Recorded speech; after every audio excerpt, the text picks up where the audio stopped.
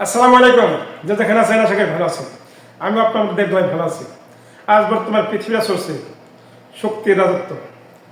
শক্তির যার আছে সেই রাষ্ট্র ক্ষমতা টিকে থাকতে পারবে, যার শক্তি নাই সে কখনো রাষ্ট্র ক্ষমতা টিকে থাকতে পারবে না।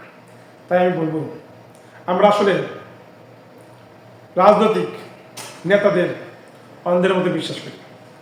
রাজনৈতিক নেতারা মঞ্চে যে সমস্ত বক্তৃতা দেয়, সেই সমস্ত বক্তৃতা শুনে আমরা সাধারণ জনগণ তাদের কথাই বিশ্বাস করে থাকি এবং তাদের ভক্ত হয়ে যায়।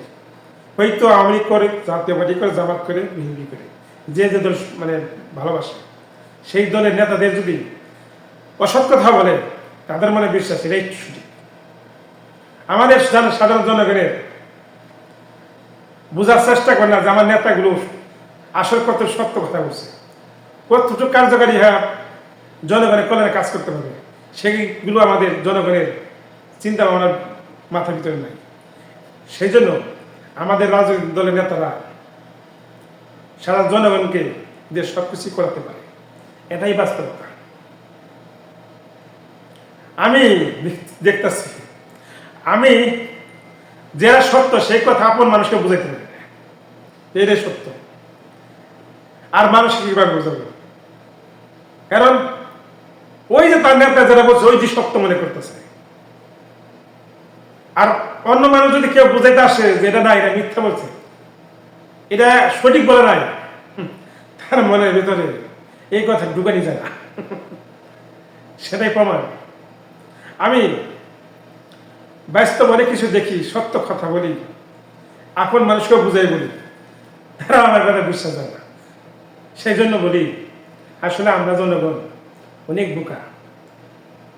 সেই জন্য আমাদের যারা রাজনৈতিক নেতারা আছে, ইসলামী দল কোন আর যে কোনো দল কোন, ইসলামী তো খালি ইসলাম নামটা লাগাইছে, কামের ইসলাম না। তো কামের ইসলাম তারা তিল পরিমাণ প্রয়োগ করে না, ঠিক আছে? ওই ক্ষমতা যাওয়ার জন্যে ওই আওয়ামী লীগ বিএনপি যা করে ওই ইসলামের দলও তাই করে। এর মধ্যে কোনো পার্থক্য না। কেউ যদি আসেন আমি প্রমাণ করে দিতে পারবো, কোনো সমস্যা নেই।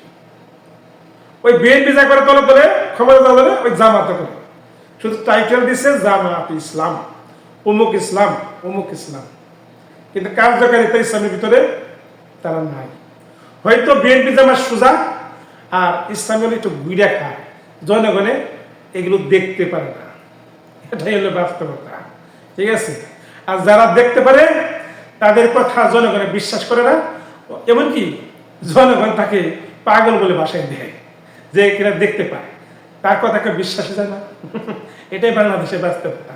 তাই সত্য কথা যে বলবে সেই মিথ্যাবাদী হয়ে যাবে এই বাংলাদেশের ভিতরে, এটাই বাস্তব। কারণ আমি সত্য বলেও মানুষের প্রমাণ করতে পারি না যে এরা ভিতরে এই কাজগুলি করে। নিজের মানুষকে বিশ্বাস করতে পারি না, আর অন্যজনকে কিভাবে বিশ্বাস করবো বলে? তাই আমি বলবো, যে দলই ক্ষমতা আসুক, আমাদের জনগণের কখনো ভাগ্য পরিবর্তন হবে না। যে যতদিন জনগণের চিন্তা ভাবনা পরিবর্তন না আসবে ততদিন পর্যন্ত এই বাংলাদেশ কখনো পরিবর্তন আসবে না। সবাই আর সৎ পথ দেখাবে, এতটুকুই, এর বেশি কিছু কেউ করতে পারবে না। শুধু আমরা ভুল জগতে বসবাস করি না, এটাই বাস্তবতা। যাই অনেক কথাগুলো বললাম, কথার মধ্যে যদি অনেক ভুল ছিল একটা ক্ষমা দেখবেন।